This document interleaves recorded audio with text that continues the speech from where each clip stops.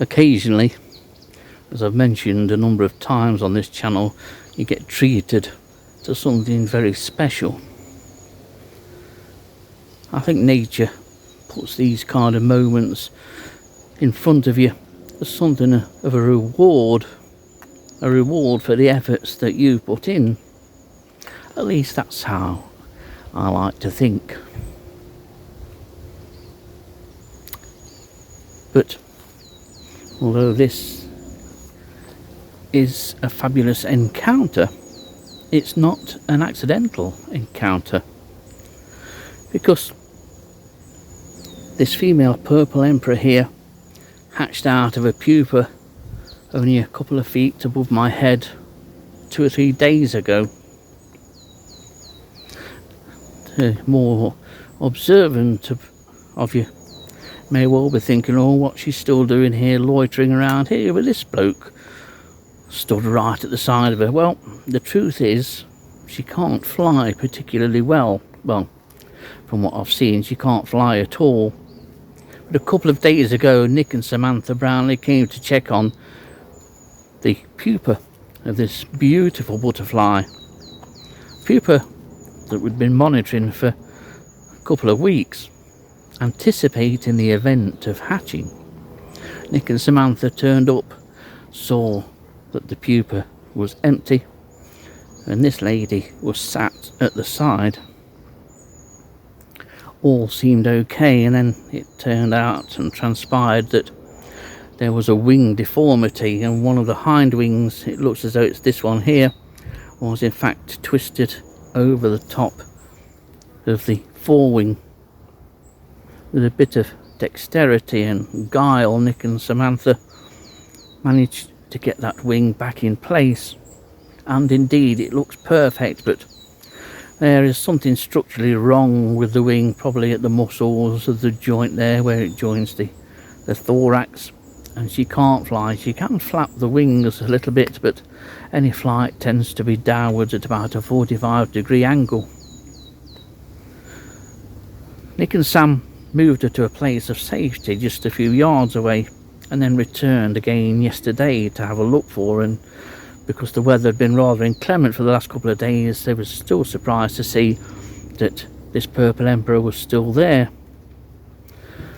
They informed me that she was still there, and so this morning, the first opportunity I had, I came up to check, and we had a beautiful, gloriously sunny morning. Absolutely beautiful.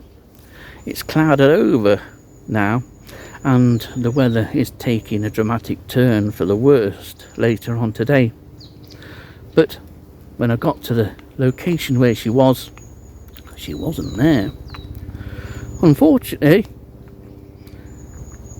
I thought I'm not going to get the chance to film. However, fortune favoured me, and while I was looking for this female rather forlornly, I then came across a group of bird ringers who I know very well, and we've been stood talking for the best part of an hour, and it was while talking to the ringers I suddenly noticed a bit of movement, and walking towards us was this purple emperor. We were all astonished, and it created a great deal of excitement. Facebook may well have a few more photos of purple emperors. We're also able to show this butterfly to some of the Forestry Commission workers that are nearby, and they were equally as thrilled. And I'm also thrilled because I get to do this video. It's a very easy video for me to do.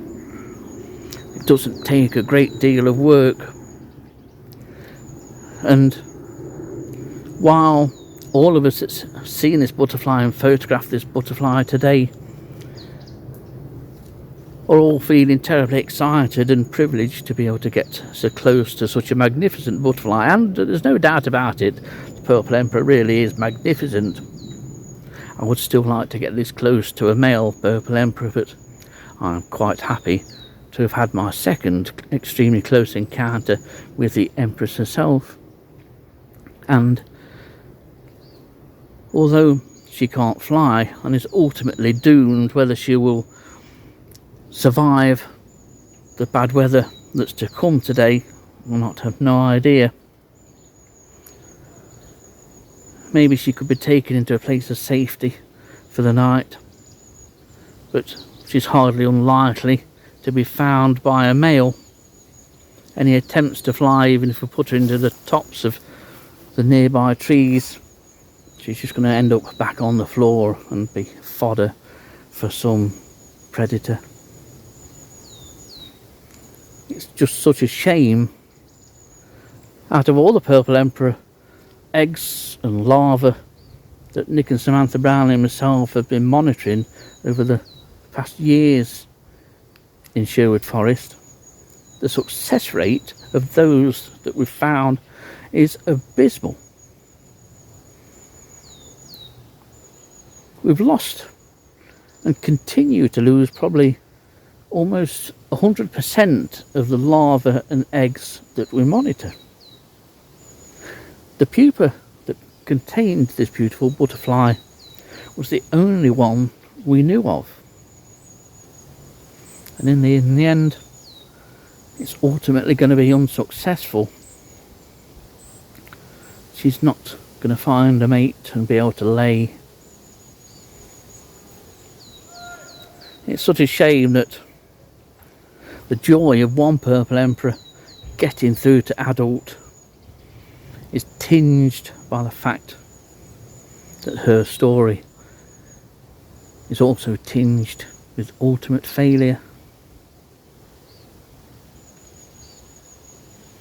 So sad.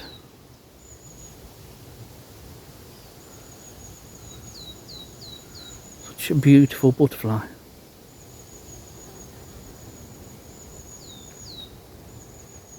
We're lucky to have this here in Nottinghamshire. They've not been released. It's a northward progression through the country that this butterfly has undergone in the last few years, and yet it still seems to have obstacles put in its way. There's obviously a really good population here for Nick and Samantha Brownlee and myself to record getting on towards 100 eggs, larvae and pupa in the past 3-4 years. The success rate, as I mentioned, is so poor, it's unbelievable. It's very difficult for one of these to get from egg to adult, but there again it is for any insect and butterfly.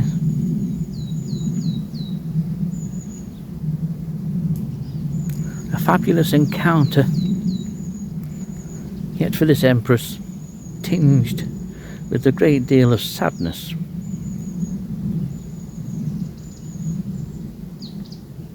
The only good thing, or positive thing I can think of, is that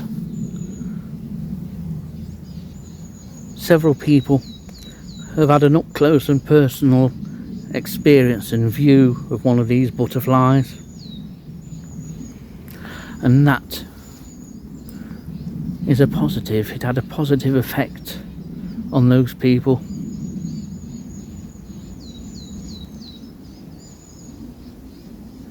Maybe